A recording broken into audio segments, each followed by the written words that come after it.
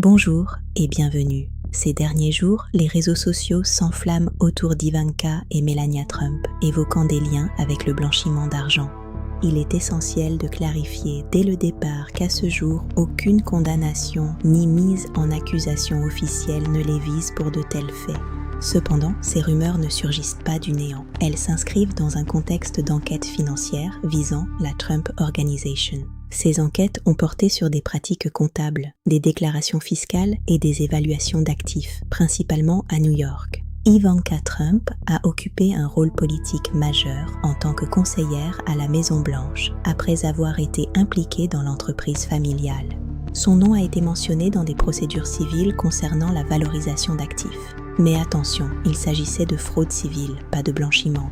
Le blanchiment d'argent est un crime spécifique qui consiste à dissimuler l'origine illégale de fonds en les intégrant dans le système légal. Pour qu'une telle accusation soit valide, il faut démontrer un lien direct avec des activités criminelles. Aucune procédure ne l'a établi ici. Melania Trump, quant à elle, a toujours été plus distante des affaires commerciales, se concentrant sur ses initiatives de première dame.